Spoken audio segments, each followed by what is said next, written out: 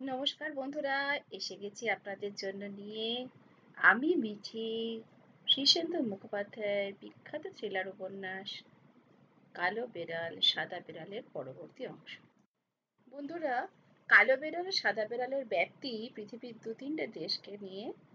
আর এই গল্পের বিষয়বস্তু এতটাই অভিনব যে এটা প্রায় সময়কে অতিক্রম করে গেছে। শীর্ষেন্দু মুখোপাধ্যায় যখন এই উপন্যাসটি লিখেছিলেন তারপর বহু বছর কেটে গেছে, কিন্তু আজও এই উপন্যাস পড়লে একটা অদ্ভুত আধুনিকতার ছোঁয়া পাওয়া যায়। সেই জন্য হয়তো এই থ্রিলারটিকে কালজয়ীও বলা যেতে পারে। যাই হোক, আর বেশি বকবক নয়। আশা করি আমাদের এই গল্পকথন আপনাদের নিশ্চয়ই ভালো লাগছে। তাই লাইক আর সাবস্ক্রাইবের একটা আবদার করে রাখলাম। খুব ভালো থাকবেন সবাই। চলুন চলে যাই সোজাসুজি গল্পে।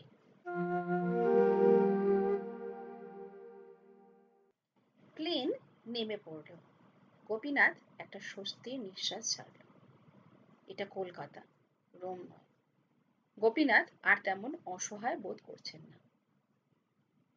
এবার সে আর ভুল করল না। দাদা তাকে বলেছিল সবার শেষে নামতে, আর সেটা করতে গিয়ে দিল্লিতে বিপদে পড়েছিল সে। এবার তা সে করবে না।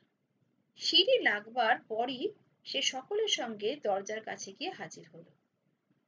আশ্চর্যের বিষয়, মাফিয়া দুজনের দেখা নেই। গোপীনাথ নামল। প্রথমে গাঙ্গুলি দম্পতি এবং তারপরেই সে ইমিগ্রেশন পার হলো। গাঙ্গুলিরা লাগেজের জন্য অপেক্ষা করবে, সুতরাং সে বেশ তাড়াহুড়ো করে বিদায় নিয়ে সোজা প্রিপেড ট্যাক্সির কাউন্টারে চলে গেল। কেউ তাকে অনুসরণ করছে না, লক্ষ্য অবধি করছে না।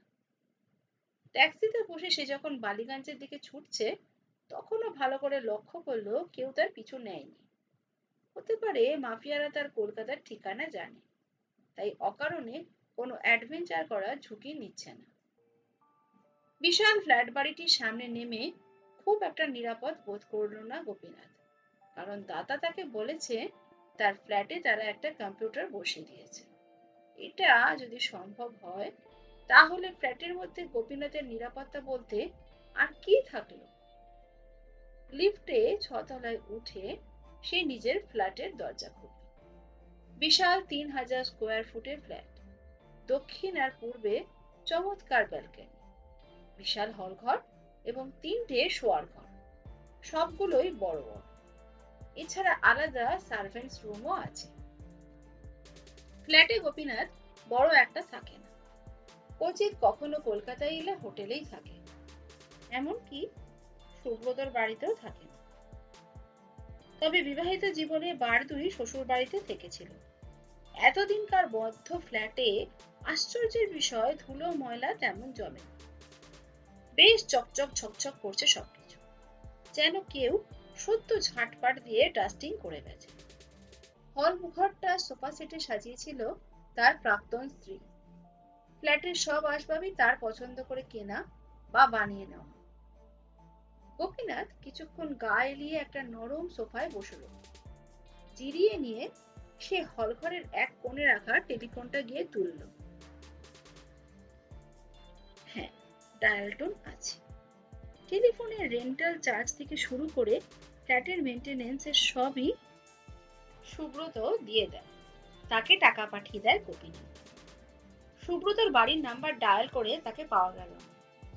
অফিসে পাওয়া গেল। তার গলা পেয়ে সুব্রত গলা ফাটিয়ে চেঁচিয়ে উঠল, গোপীদা, আপনি বেঁচে আছেন? কোথা থেকে কথা বলছেন? গোপীনাথ মৃদু স্বরে বলল, ওরে চেঁচাসনি, বেঁচে আছি বটে, কিন্তু কতদিন বেঁচে থাকবো বলতে পারছি না, তবে এখনো বেঁচে আছি বটে। শোন, আমি এখন কলকাতায়। কলকাতায়? মাই গড! সত্যি কলকাতায়? হ্যাঁ রে, সত্যি, নিজের ফ্ল্যাটে। বলেন কি? ঘুম থেকে বেরোলেন কি করে? শুনলাম সেখানে নাকি গুন্ডারা আপনাকে ঘিরে রেখেছিল। এত খবর তোকে কে দিল রে? আমাদের বসের এক ইটালিয়ান বন্ধু আছে সাক্কিতে, সেই বলেছে। তোর বস আমাকে চেনে? খুব চেনে। আপনাকে তার ভীষণ দরকার, খুব চেষ্টা করছে যোগাযোগ করার। খবরদার, আমার খবর কাউকে দিবি না, কাকপক্ষীতেও যেন জানতে না পারে। কেন গোপীদা? এখন তো আপনি কলকাতায়, আর ভয় কিসের? তুই না নিতান্তই ছেলে মানুষ, আন্তর্জাতিক গুন্ডাদের চিনিস না তো। তার মানে কি এখানেও আপনার কিছু হতে পারে গোপীদা? খুব পারে। ইনফ্যাক্ট আমার পিছু পিছু দুটো গুন্ডা রোম থেকে কলকাতায় এসেছে, তাদের গতিবিধি এখনো বুঝতে পারছি না। তাহলে আপনি আমার বাড়িতে চলে আসুন, ফ্যামিলির মধ্যে থাকলে কিচ্ছুটি হবে না। না না, তা হয় না, আমার বিপদের চেয়ে তখন তোদের ফ্যামিলির বিপদ বেশি হবে। কিছু হবে না গোপীদা, শুনুন। কথা বাড়াস না সুব্রত। শোন, আমার এখন খিদে পেয়েছে। ধারে কাছে কোনো এমন দোকান আছে কি যেখান থেকে বাড়িতে খাবার পৌঁছে দেওয়ার ব্যবস্থা আছে? ওসব নিয়ে আপনাকে ভাবতে হবে না গোপীদা, আমি এখনই ব্যবস্থা করছি, আর ঘন্টা খানেকের মধ্যে আপনার ফ্ল্যাটে খাবার পৌঁছে যাবে। কি খাবেন বলুন? ভাত খাবো, ডাল খাবো, আর যা হয়। আর কিছু না, আপাতত আর কিছু না। অফিসের পর চলে আয়, একটু আড্ডা তো মারা যাবে।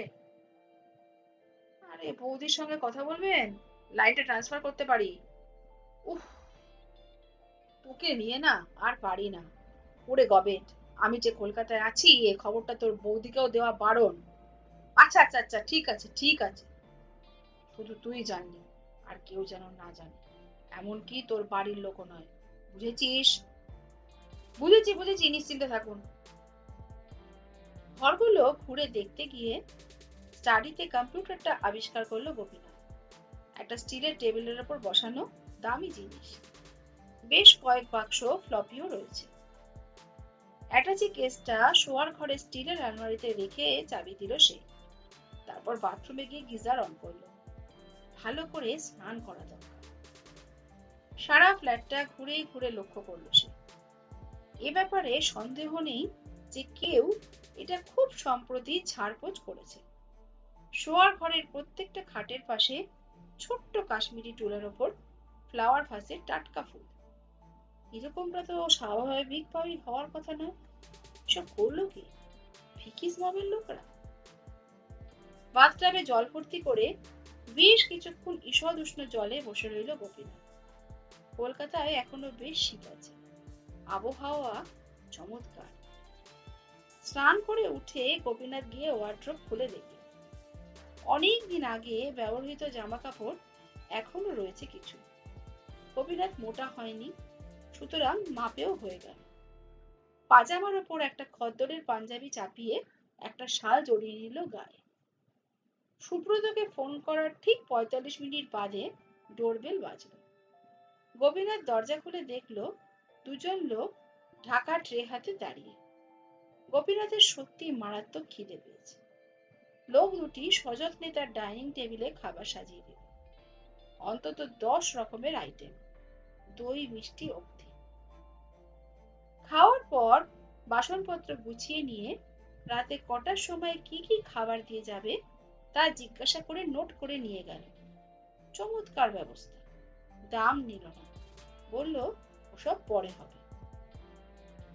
গোপীনাথ দরজা লক করে একটু শুয়ে রইল। শরীর ক্লান্ত, মন অবসন্ন। রোমে যেরকম বিপদ আর অনিশ্চয়তার মধ্যে ছিল, এখন পরিস্থিতি তেমন নয়, কিন্তু উদ্বেগ তো রয়েই গেল না। গোপীনাথের চোখ জড়িয়ে আসছিল ঘুমে। ঠিক বিকেল ৪টে নাগাদ টেলিফোন বাজল। হ্যালো। একটা পরিচিত গলা বলে উঠল, এই যে পৌঁছে গেছেন দেখছি। হ্যাঁ। কোনো ঘটনা ঘটেনি তো? ঘটেছে।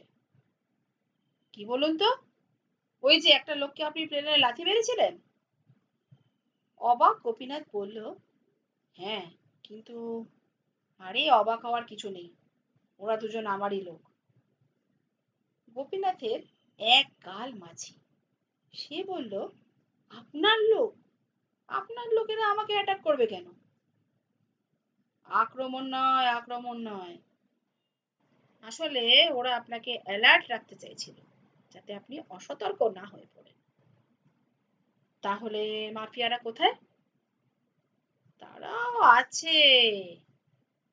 আপনি কি বলতে চান এক গাদা টাকা খরচ করে আপনার দুজন লোককে আপনি আমাকে পাহারা দেওয়ার জন্য বা অ্যালার্ট রাখার জন্য পাঠিয়েছিলেন?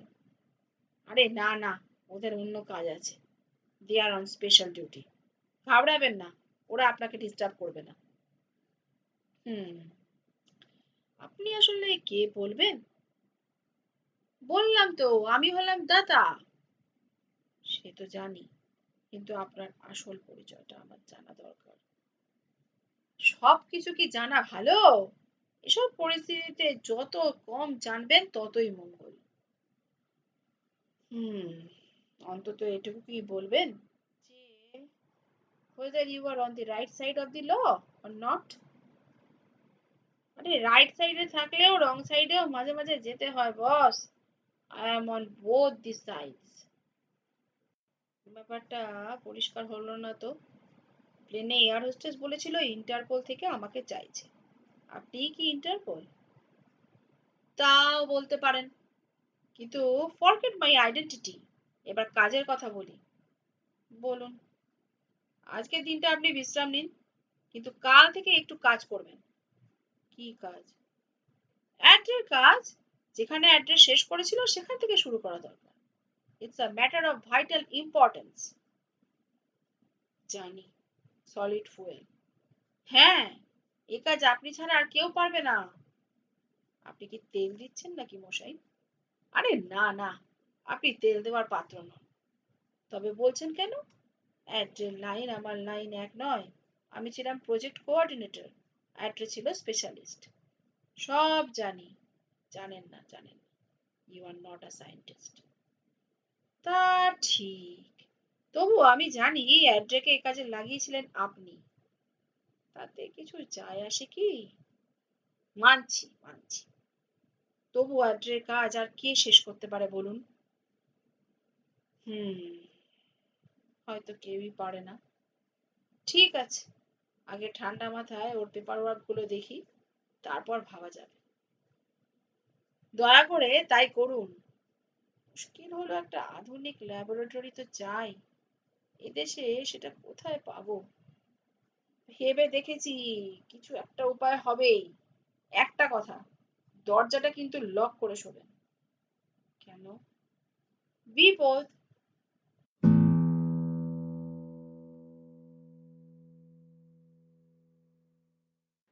সন্ধ্যাবেলা টেলিফোনটা এলো, খুবই অপ্রত্যাশিতভাবে।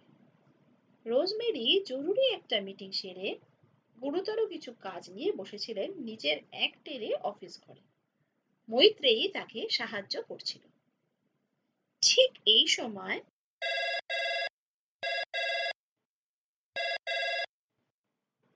ফোনটা ধরল মৈত্রেয়ী। ম্যাডাম, জো ক্লাইন নামের কেউ একজন আপনাকে চাইছে, বলে মৈত্রেয়ী ফোনটা এগিয়ে দিল রোজমেরির দিকে। রোজমেরি এত অবাক হলো যে কিছুক্ষণ কথা বলতে পারল না। পৃথিবীতে জো ক্লাইন নামের লোক হয়তো আরো অনেক আছে, কিন্তু এই লোকটার ফ্যাঁস ফ্যাঁসে চাপা গলা এবং একটু বিদেশি অ্যাকসেন্টের জার্মান উচ্চারণ রোজমেরির ভুল হওয়ার কথা না। রোজমেরি গলার বিস্ময় আর বিরক্তিটা চেপে রাখতে পারল না। জো, তুমি কি চাও? তোমার সঙ্গে আমার সম্পর্ক তো চুকে বুকে গেছে। সম্পর্কের জন্য ব্যস্ত হও না। আমরা স্বামী স্ত্রী আর নই ঠিক, কিন্তু হয়তো পুরনো বন্ধুত্ব তুমি সবটা ভুলে যাওনি। কে বললো ভুলে যায়নি? আমি তোমার সঙ্গে বন্ধুত্ব স্বীকারই করি না। ঠিক আছে রোজমেরি, সেটাও মেনে নিলাম, কিন্তু আমি যদি তোমার কাছে একটু সাহায্য চাই, পাবো কি? কি ধরনের সাহায্য? বলছি, কিন্তু তার আগে তোমার গলার কাঠিন্য একটু কমানো দরকার। মনে হচ্ছে তুমি খুব রেগে কথা বলছো। হয়তো তাই। আমি ব্যস্ত মানুষ, একদম সময় নেই। জানি জানি, তুমি ব্যস্ত নও, তখন তুমি বেশ গুরুতর মানুষ। বাজে কথা রাখো তো জো, যা বলার চটপট বলে ফেলো। অত তাড়াহুড়ো হয়ে বলার কথা নয়, একটু সময় লাগবে। তাছাড়া কথাটা টেলিফোনে বলা যাবে। আমি তোমার সঙ্গে একবার দেখা করতে চাই। আমি কলকাতাতেই আছি। অসম্ভব, তোমার সঙ্গে দেখা করার কোনো ইচ্ছেই আমার নেই। শোনো শোনো রোজমেরি, দরকারটা জরুরি। যত জরুরি হোক আমার পক্ষে সম্ভব নয়। রোজমেরি, ব্যক্তিগত পছন্দ অপছন্দটা বড় কথা নয়। আমি তোমার অপছন্দের মানুষ হতে পারি, কিন্তু আমি তোমার কোনো ক্ষতি করার জন্য আসিনি। আমাকে ভুলে যাচ্ছ না কেন জো? আমি তো ভুলতেই চাই। ভাবাবেগের দ্বারা চালিত হওয়ার বয়স আমি পেরিয়ে এসেছি রোজি। তুমি একটা কঠিন জানো, কেউ কষ্ট করেই বেঁচে থাকতে পারে। তোমারও বয়স ঘুরে নেই, আমার নিশ্চয়ই আর ছেলে মানুষ নেই। তোমার দরকারটা কি ধরনের বলবে? সেটা দেখা হলেই বলবো। দেখা করতেই হবে তাহলে? হ্যাঁ, এবার যদি যদি সম্ভব না হয়?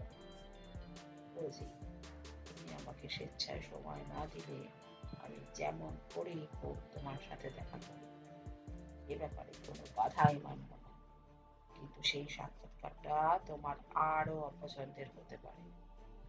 এটা কি হুমকি? রোজমেরি, আমাকে খামোকা জেদি করে তুলছো কেন? আমি অনেক কিছুই কিন্তু ভুলিনি। কি ভুলনি? বিয়ে না। রোজমেরি চুপ করে রইল, কিন্তু তার মুখ যে ফ্যাকাশে হয়ে গেল তা লক্ষ্য করেছিল মৈত্রী। রোজমেরি মাউথপিসটা হাত দিয়ে চেপে রেখে মৈত্রীকে বলল, তুমি একটু বাইরে যাবে মৈত্রী? মৈত্রী চলে গেলে রোজমেরি ক্লান্ত গলায় বলল, জো, তুমি কি আমাকে ব্ল্যাকমেল করছো? না না রোজি, শুধু বলছি অতীতকে সম্পূর্ণ বিস্মৃত হওয়া ভালো নয়। জো, আজ একটা সত্যি কথা বলবে? শপথ করতে পারি না, তবে সম্ভব হলে চেষ্টা করব। তুমি তুমি কি কাজ করো জো? যখন তোমার সাথে আমার বিয়ে হয়েছিল তখন যা করতাম এখনো তাই করি। তুমি তো বলেছিলে তুমি একটা কোম্পানির সেলসম্যান। হ্যাঁ, কথাটা মিথ্যে হতে পারে। তুমি সত্যি কি করো? আমি যা করি তা বলার মতো নয়। আমার চাকরিটা এমনই যে ভালো কাজ করলে কেউ পিঠ চাপড়ায় না, কিন্তু ভুল করলে প্রাণ যায়। তুমি কি তুমি কি পেশাদার খুনি বা গুন্ডা? এরকম সন্দেহের কারণ কি রোজি? আমার মনে পড়ছে একটা লোক মাসখানেক আগে আমাকে বলেছিল জোসেফ ক্লাইন আমার জীবনে ফিরে আসবে, তবে অন্য ভূমিকায়। লোকটা খুব জ্ঞানী, কিন্তু সে কে? তার নাম সুধাকর দত্ত। সে ইন্টারপোলের অফিসার বলে নিজের পরিচয় দিয়েছিল। জো একটু চুপ করে থেকে বলল, তুমি আজকাল বিপজ্জনক লোকেদের সাথে বন্ধুত্ব করছো নাকি? কেন? সুধাকর দত্ত কি বিপজ্জনক লোক? হ্যাঁ, খুব বিপজ্জনক রোজি, সাংঘাতিক বিপজ্জনক। সে হয়তো তোমার অতীতের কথাও জানে। কি করে জানলে? সুধাকর দত্তকে গোটা ইউরোপের পাপীতাপীরা চেনে। প্যারিসে তার নামে অনেকে বুকে ক্রুশ চিহ্ন আঁকে। কিন্তু আমি তো পাপীতাপী নই। ভিয়েনায় যা ঘটেছিল তা একটা আপতন মাত্র। জানি জানি রোজি, কিন্তু অনেকেই হয়তো ততটা আপতন বলে মনে করে না। সেই ঘটনার জন্য আজ আর তোমায় কেউ দায়ী করবে না, তবে বদনামের ভয় আছে। ব্যবসার সুনাম নষ্ট হতে পারে। জোসেফ ক্লাইন, তুমি অতীতের ভূত। কি চাও স্পষ্ট করে বলো। আপাতত একটা অ্যাপয়েন্টমেন্ট। তুমি আগামীকাল ঠিক এই সময় আমাকে একটা টেলিফোন করো। করবো, কিন্তু তারপর তোমার সাথে দেখা করবো জো। বুদ্ধিমতী মেয়ে, এই তো চাই। একটা কথা। কি কথা? আমাদের এই সাক্ষাৎকারের কথা কাউকে জানাবে না। কেন? সেটা তোমার ভালোর জন্য রোজি। যদি বলো তাহলে কিছু জটিলতা দেখা দিলেও দিতে পারে। কিন্তু জো, আমার নিরাপত্তার জন্য কথাটা কাউকে জানানোর দরকার আছে বলেই আমার মনে হয়। তুমি সত্যিই বুদ্ধিমতী রোজমেরি। আমাকে বিশ্বাস করা যে ঠিক নয় তা আমরা দুজনেই জানি। তুমি কি তোমার স্বামীকে জানাতে চাও? না না, মনোজ একটু ভীতু হচ্ছে তো, হয়তো উদ্বেগে ভুগবে। তবে কাকে? সেটাও কি তোমাকে জানাতে হবে? বললে বলতে পারো, না বললে ক্ষতি নাই। তবে ব্যাপারটা যত গোপন রাখবে ততই ভালো। কেন? আমি একজন সন্দেহজনক লোক রোজি, তোমার ভূতপূর্ব স্বামী। আমার সঙ্গে তোমার যোগাযোগ করাটা খুব স্বাভাবিকভাবেই কি লোকে মেনে নেবে? তুমি কতদূর সন্দেহজনক? এক একজনের কাছে এক এক রকম।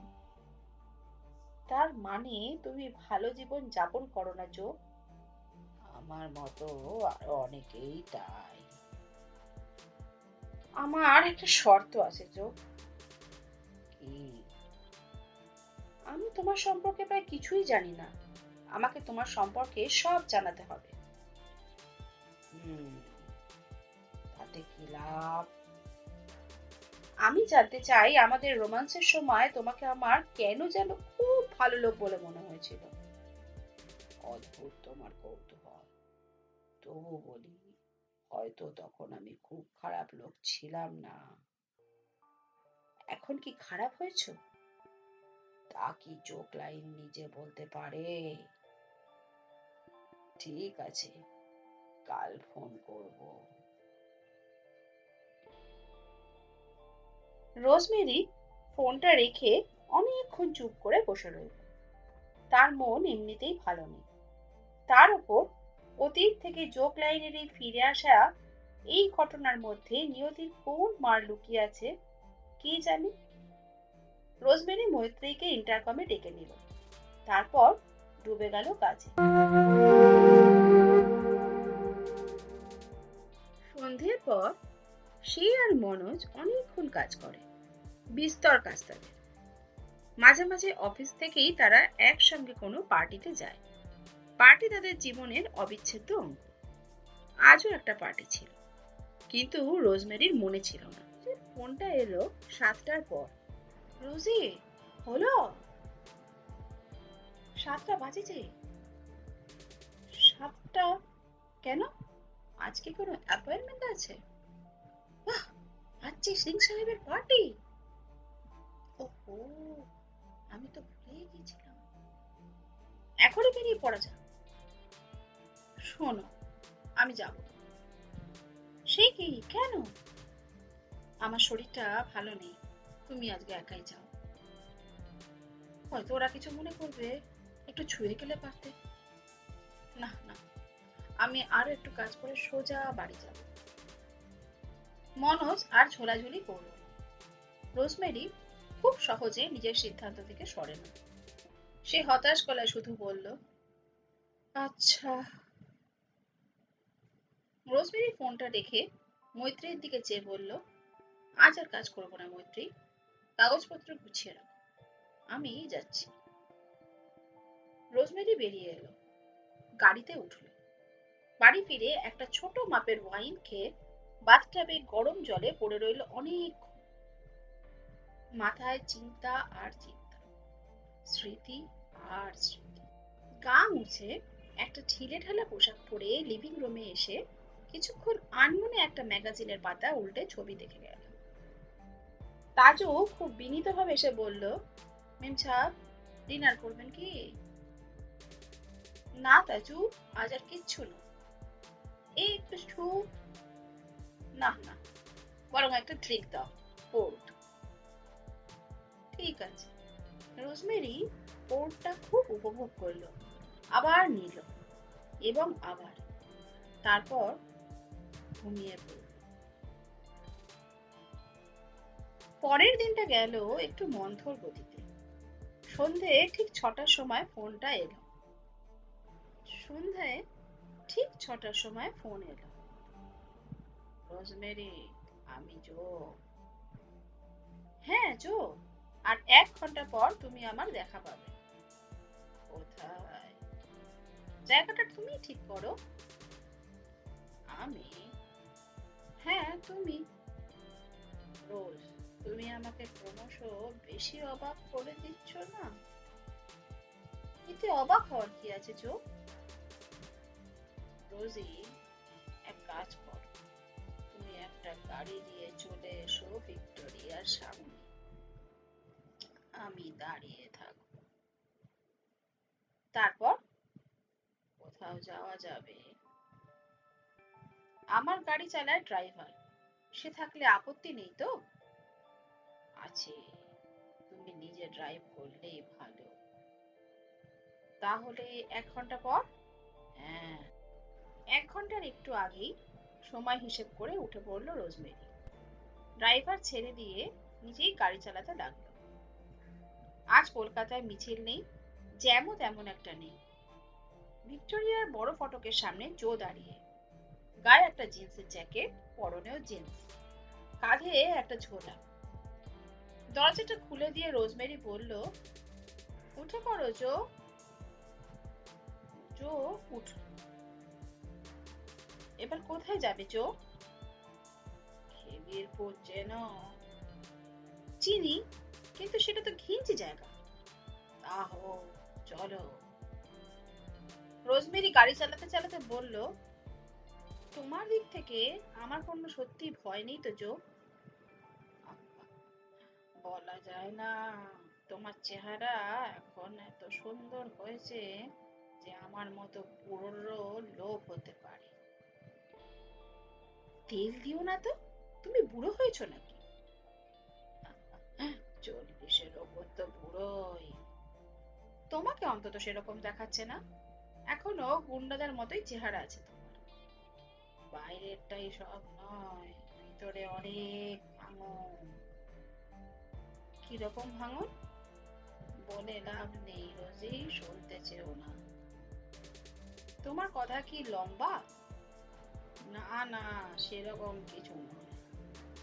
এত ঢাক ঢাক গুড়গুড় কেন বলো তো? কি এমন গোপন কথা? কথার আগে তোমাকে একটু তেল দিয়ে নি। তুমি একা আমার সাথে দেখা করতে এসেছো বলে খুব খুশি হয়েছি। আমাকে বিশ্বাস করেছো বলে ধন্যবাদ। কেন, তোমাকে কি আজকাল কেউ বিশ্বাস করে না? না। কেন করে না? হয়তো বিশ্বাসযোগ্য নই, তাই। জো, তুমি কি কাজ করো? শুনবে? হ্যাঁ, আমি সেলসম্যান। সেটা তো মিথ্যা কথা।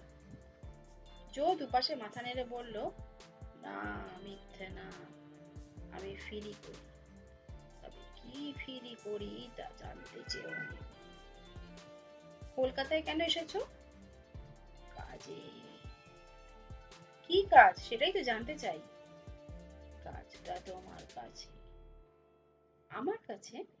আমি কি করব? তোমার কারখানায় একটা অ্যালয় তৈরি হয় জানো তো? হয়। তোমার কারখানায় তৈরি অ্যালয়ের হঠাৎ চাহিদা খুব বেড়ে গেছে। হ্যাঁ। কেন বেড়েছে বুঝি? তা তো জানি না। আমাকে তোমাদের কারখানা একটু দেখতে দেবে? কেন? এটাই কাজ, খুব জরুরি।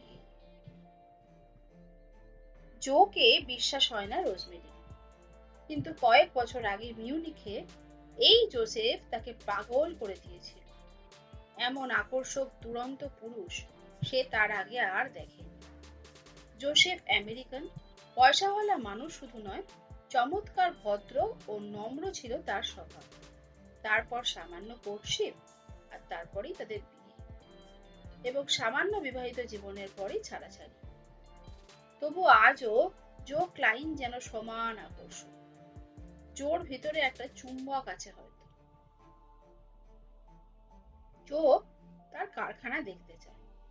এটা নিশ্চয়ই কোনো গুরুতর গোপন কথা হতে পারে না যার জন্য রোজমেরিকে এইভাবে টেনে আনতে হবে। রোজমেরি মৃদু স্বরে বলল, জো ক্লাইন, আমার কারখানার রোজই বাইরের লোকেরা এসে দেখে যায়। গোপন কিছু নেই তো। তোমার এই নাটকের তো কোনো দরকার ছিল না। জো সামনের দিকে চেয়ে থেকে বলল, আমি পর্যটকের মতো দেখব না, আমি দেখব বিশেষজ্ঞের চোখে। তার মানে কি স্ক্রুটিনি? হ্যাঁ হ্যাঁ রোজ, সম্ভব নয় সেটা। কেন নয়? তুমি নিশ্চয়ই জানো সেরকম ভাবে পরীক্ষা করতে গেলে আমাদের কারখানার প্রোডাকশন মার খাবে, 5টা কথা উঠবে। তাছাড়া হঠাৎ তোমার এরকম ইচ্ছেই বা হচ্ছে কেন? জো কিছুক্ষণ চুপ করে থেকে বলল, তুমি যতটা নিরাপদ জীবনযাপন করছো বলে ভাবো, তোমার জীবন হয়তো ততটা নিরাপদ নয়। তার মানে? রোজি, তুমি হয়তো অজান্তে কোনো বিপুল ঐশ্বর্যের উপর বসে আছো, আর সেই কারণেই তোমার নিরাপত্তা শুধুই ঝুলছে। জো, কিছুদিন আগে আমাকে কে যেন ফুল জন্মদিনে একগোছা রক্তগোলাপ পাঠায়। তার ট্যাগে লেখা ছিল RIP। তোমার কথা তাই আমার বাজে কথা বলে মনে হচ্ছে না, কিন্তু কি সে ঐশ্বর্য জো, বলবে আমাকে? জানি না, তোমার আশ্চর্যালয় সম্পর্কে কিচ্ছু জানা নেই আমার। তোমার কারখানা খতিয়ে দেখার জন্য আমার সঙ্গে 2জন লোক এসেছে, একজন বিশেষজ্ঞ আর একজন খুনি। তার মানে?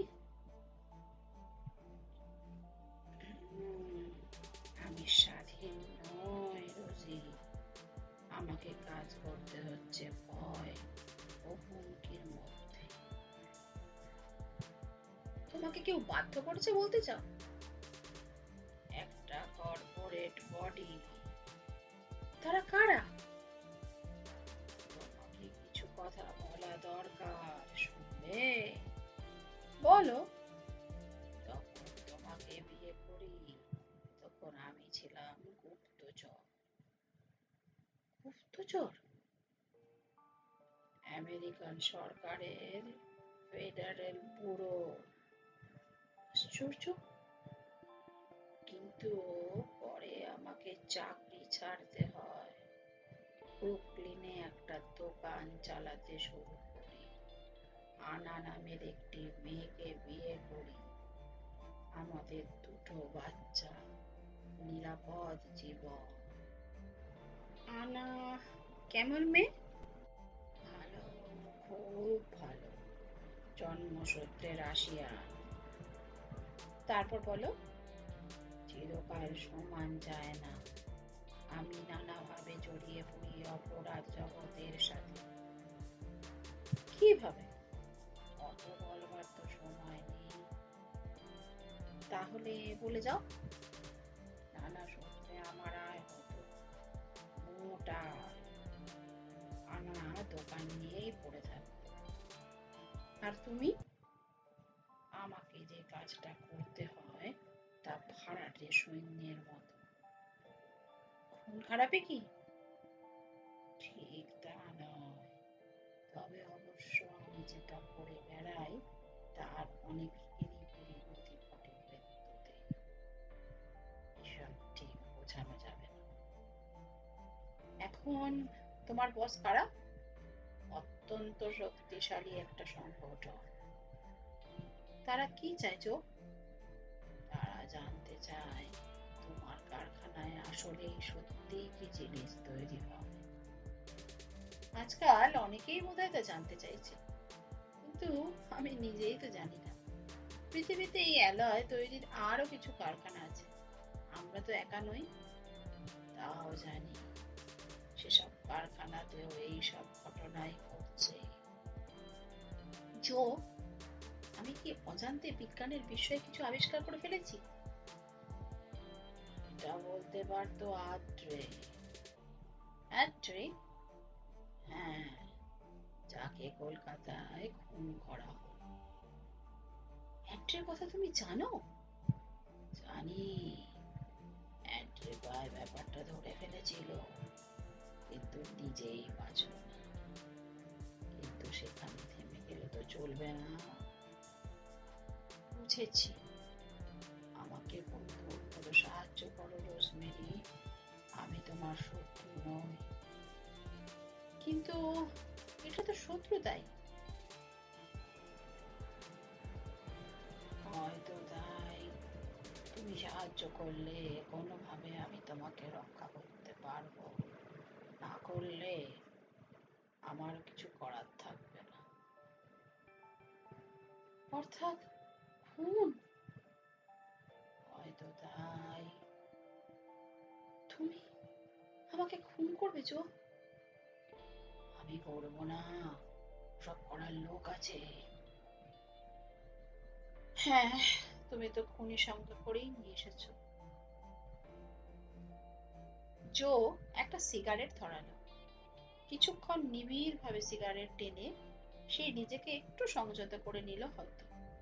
তারপর বলল, আমাদের সঙ্গে পাল্লা দিতে আরো একজন এসে গেছে।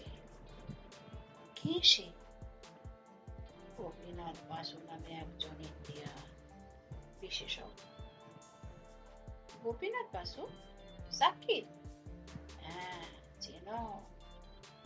নামটা শুনেছি। অ্যান্ড্রে তার অধীনে কাজ করত। সে কি চায়? আমরা যা চাই সেও তাই চায়। রোজমেরি ভুরু কুঁচকে বসে রইল। মনোজ কিছুদিন যাবৎ খুব গোপীনাথ বাসুর কথা বলছে। এমন কথাও বলেছে যে গোপীনাথ বাসুকে সে মাসে 5 লক্ষ টাকা বেতন দিয়েও রাখবে। কথাটা রোজমেরি জোকে বলল না।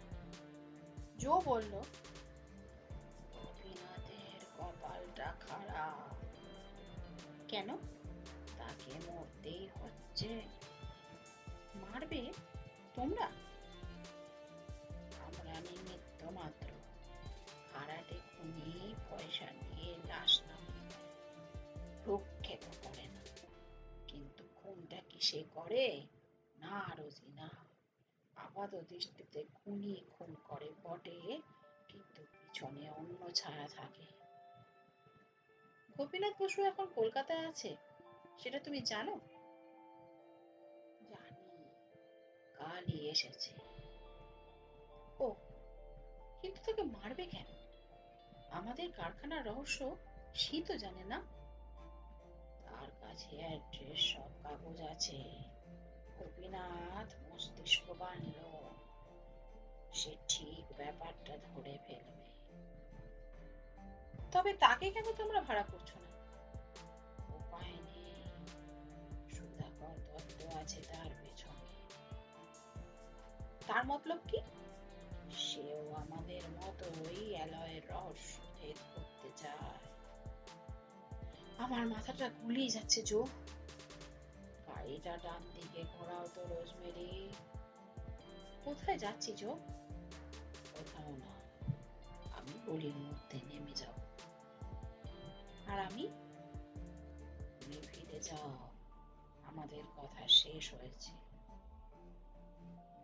তোমার মুখ দেখে মনে হচ্ছে তুমি খুব একটা স্বস্তিতে নেই জো। ঠিক। যারা তোমার মতো বিপজ্জনক জীবন যাপন করে তারা স্বস্তিতে থাকে না জো।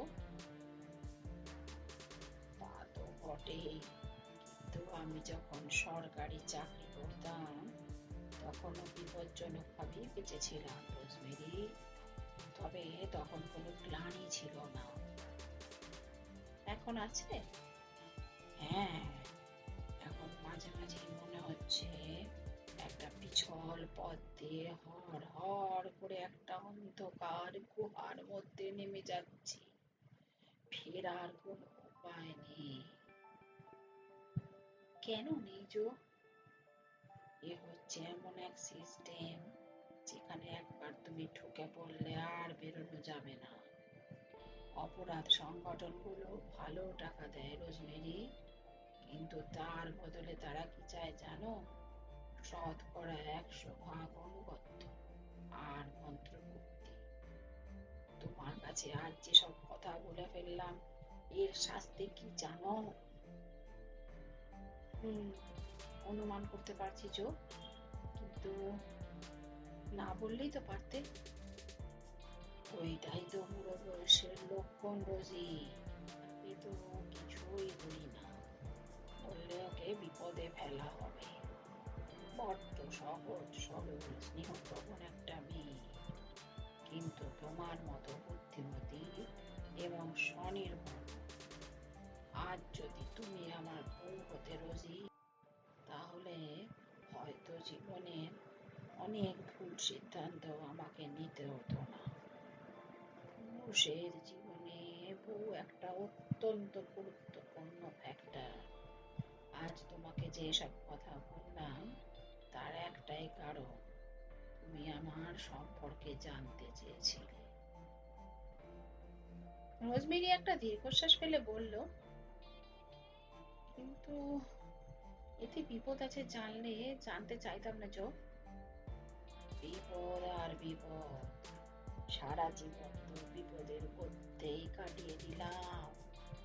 জীবন যে কত ক্ষণস্থায়ী তা সংসারী সুখী মানুষ জানে না। মরতে মরতে বেঁচে গিয়ে বারবার মৃত্যুর সঙ্গে লুকোচুরি খেলতে খেলতে ভয়ডর কেটে গেছে রোজি।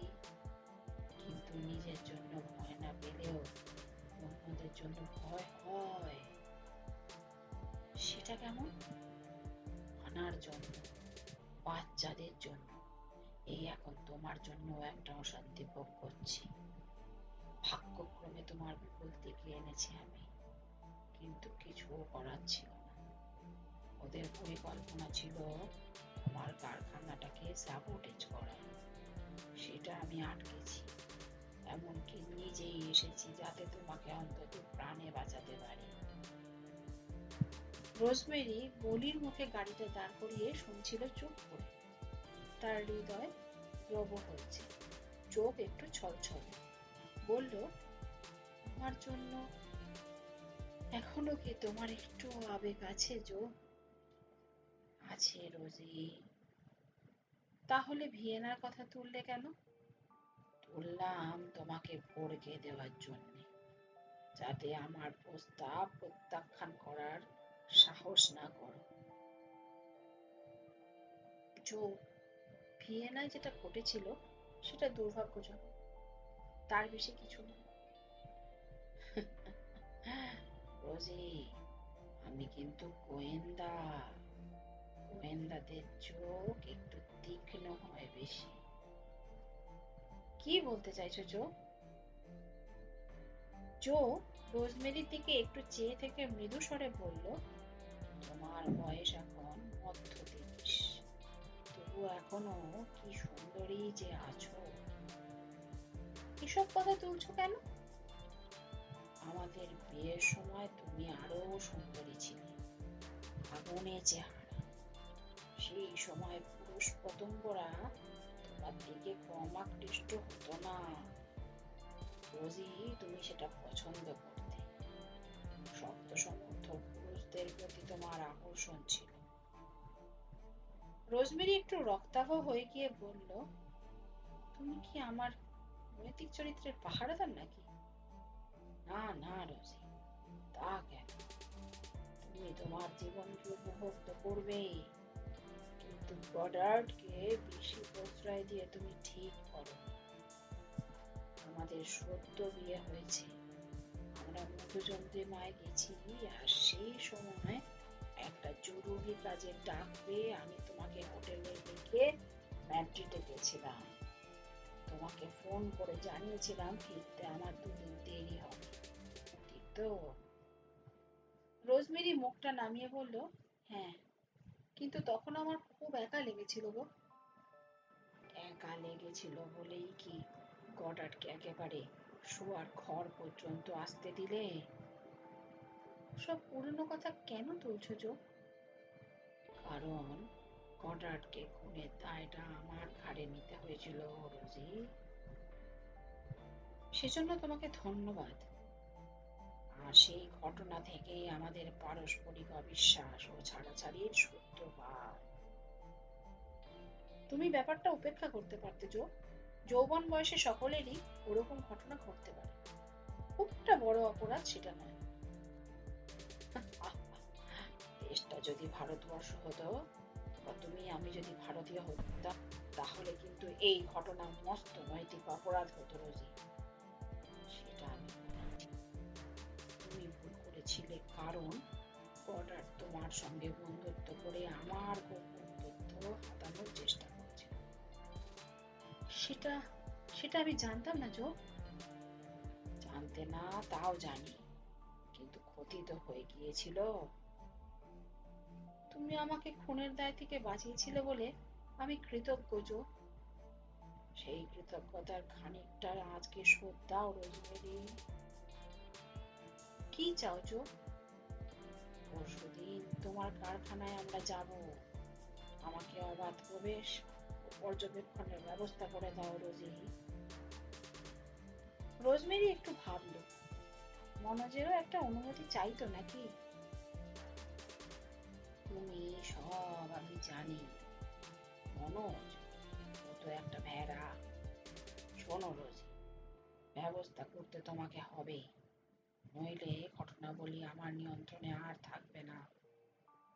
তুমি কি এখনো আমার শুভাকাঙ্ক্ষী? 100% কেন জো? কি জানি কেন, জীবন বড় রহস্যময় রোজি, বড় জটিল। আর মানুষের মন আরো গূঢ়।